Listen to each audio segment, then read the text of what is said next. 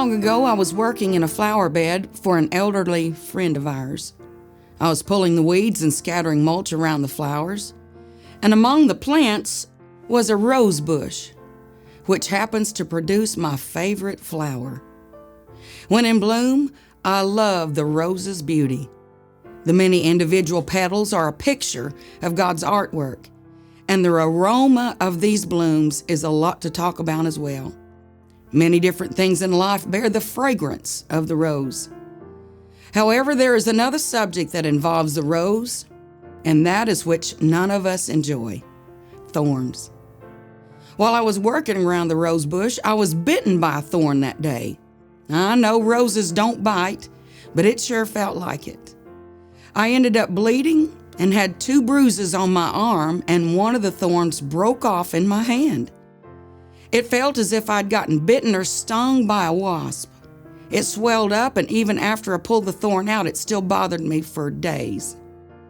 Because of that experience, I began to think about the thorns we deal with among the roses in our life. Often we hear people say life can't always be a bed of roses. There will be thorns that we face. I have to disagree and say life can be a bed of roses, but in the bed of roses, we will have to deal with a few thorns. God knew that encountering thorns, it would actually be good for us.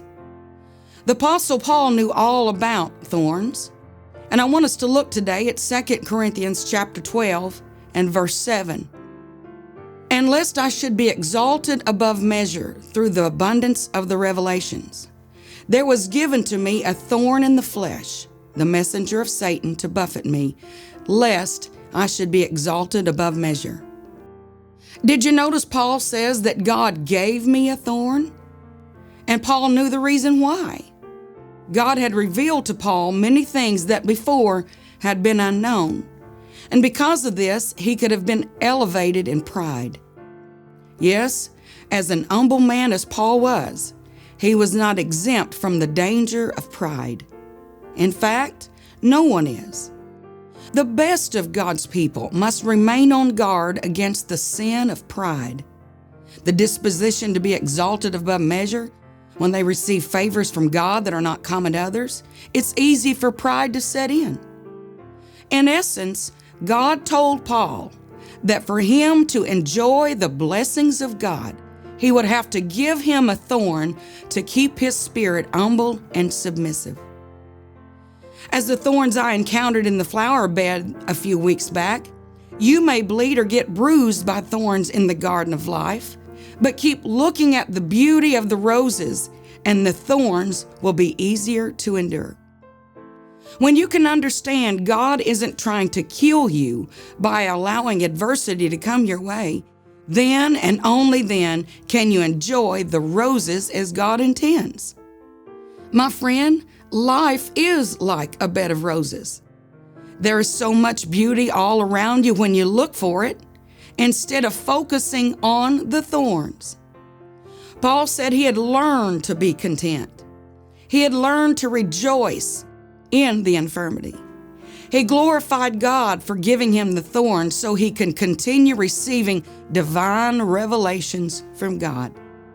He said, the thorn isn't so bad to endure when I focus on why I must encounter the thorn.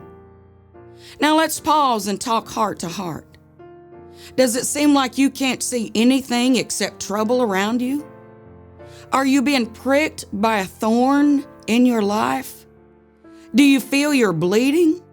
Maybe as I experienced a few weeks ago, it feels like you have been bitten and now you're irritated and wondering how to cope.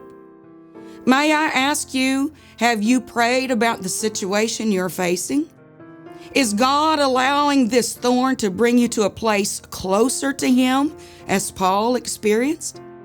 Is this thorn causing you to pray more than you ever have been?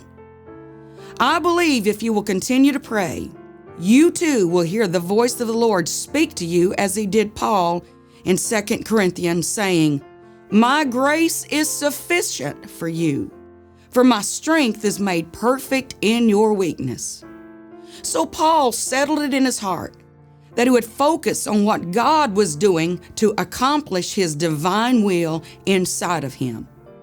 He said, "Most gladly, therefore, will I glory in my infirmities, that the power of Christ may rest upon me."